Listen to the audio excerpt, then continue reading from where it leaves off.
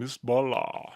Hello everybody, my name is Mr. Hat, and today we're going over Miss Bala, the newest action thriller about a woman who has to work for the cartel to get her friend back, but she doesn't know if her friend's even alive or dead, who knows, but she is going to do whatever she can to get her friend back, and then she gets entangled with the DEA, so she's like a double agent. It's a movie that not too many people are talking about. Even the big YouTubers aren't talking about this movie. They're talking about Alita 2 weeks early. So I figured let's talk about Miss Bala. Let's give it some attention, shall we?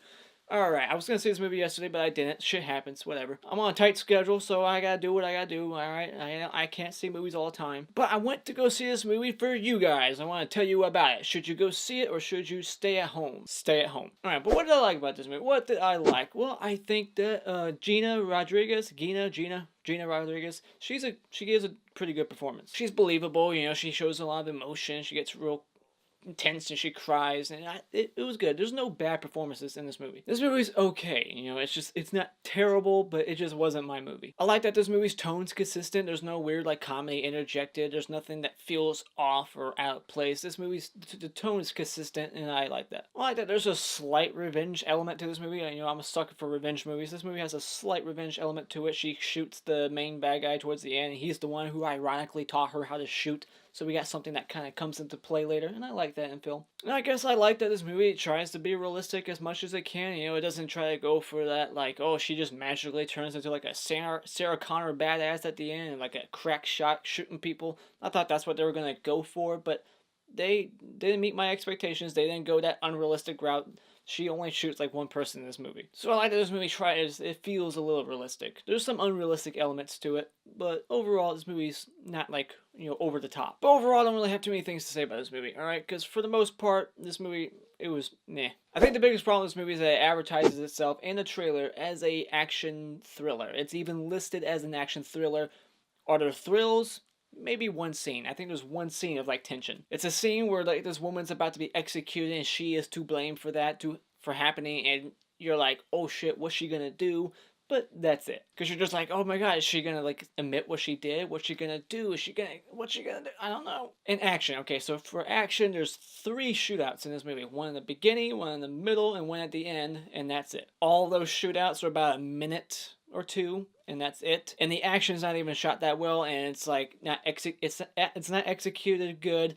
It's stormtroopers, you know, because they got that stormtrooper aim. It's very highly unrealistic. This is where the unrealism kicks in, where it's like, oh, this movie's not realistic no more. Gloria, alright, that's her name in this movie, Gina Rodriguez, she doesn't get shot once. Like, she's literally in the middle of a firefight twice in this movie, and not one bullet hits her. There's like bullets whizzing behind her on the ground next to her, and she's not getting shot. You got this one henchman, like the guy who works for the main bad guy, and he's like trying to be all bad and stuff, and he's like constantly like poking at Gina, or whatever, Gloria, the whole movie, and then by the end of the movie, you know, after establishing what a badass he is, he gets taken down very quick. He's on the ground, he's bleeding out, she takes the gun from him, and she doesn't have any moment to be like, oh yeah, look who's on the ground now, motherfucker. She doesn't say anything, she doesn't shoot him. Like, why didn't she shoot him in the face? There wasn't any real closure with that character. Like, I would have liked to see her get her revenge on that guy, because he was treating her like shit the entire movie, threatening her fucking godson. So the fact that they built up that henchman to be like this badass, and he just gets taken down quickly, and then she doesn't even get a moment to like fuck with him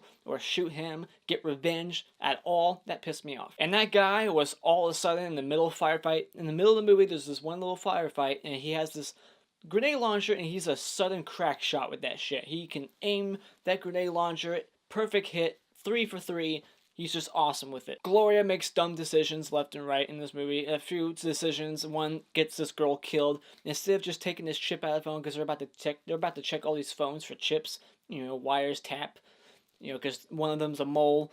And she takes the chip out and she just puts it in a random phone, knowing that that could possibly be the innocent sex slave's girl's phone, and she puts it in her phone accidentally and gets her killed. Spoiler, but whatever. This movie has no twists or turns that you're not going to see coming. That's another con. Like, this movie has a couple of twists or revelations, and right before it happens, you're like, this is where they're going. Yep, that's where they're going. There's nothing in this movie that's going to take you by surprise. Right? We got Papa Doc in this movie from 8 Mile, and he's like the mole who's revealed to be the mole, and it's like, yeah, of course. Saw that coming. At the end of this movie, when Gloria takes down the main person, the main bad guy, the head of the operation, the cartel, like, there was just this firefight that ensued, like, a dozen guys on this guy's squad, and a dozen guys from this guy's team, and they're like in the background having this firefight, and then by the time she takes down this guy, all of a sudden there's no more gunfire in the background. Like, did everybody just kill each other?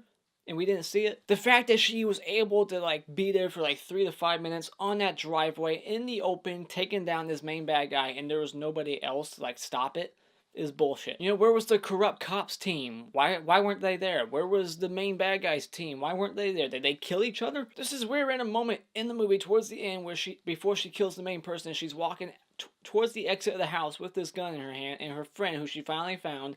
That was another twist that you saw coming.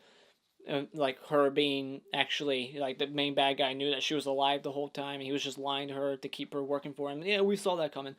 But as she's walking out, this random guy who was like a party goer there just like grabs her and like pushes up against the wall, and she like points her gun at him like, no! And then he's like, oh, and just walks off. What the fuck was that for? Was that a bad guy? Was he working for somebody? Or was that just a random stranger who just for some reason decided to grab this woman for a second? Like, what the hell was that for? The pace in this movie drags here and there. Like, it's not fun. There's nothing in this movie that's really that entertaining. I didn't really have a good time with this movie. So therefore, I gotta say, when it comes to Miss Bala, this movie to me was just wasted time. The story isn't anything we haven't seen before. We've seen it before. This is like a much more lame version of The Mule. The Mule was decent with Clint Eastwood, but this movie is just not fun. There's no real good action in it, and there's no real tension in it either, and that's why it was a bummer. I was hoping there would at least be one or the other. The action's nothing, the tension's non-existent. So therefore, this movie's mainly just a drama. Just women just making dumb decisions, and that's why I didn't like it. So don't see it. But anyways, those are my thoughts on Miss Bala, or Miss Baha. That's another thing. This movie's called Miss Bala. There's nobody in this movie named that. There's this beauty pageant going on, and it's called Miss Baha, or B-A-J-A. But this movie is called Miss Bala, B-A-L-A. So why isn't this movie called Miss Baja or Miss Baha? I don't know Spanish. Whatever, that's just a nitpick. Whatever, my review is done. Don't see this movie. It's just generic. It's wasted time. Those are my thoughts. So what are your thoughts on this movie? Have you seen it yet? Let me know in the comments below. And as always, if you enjoyed this video, you can click this like button to support it, and you can support my channel by clicking on my cartoon face in 5 seconds to see more and to subscribe. And until next time, I will feed this thing.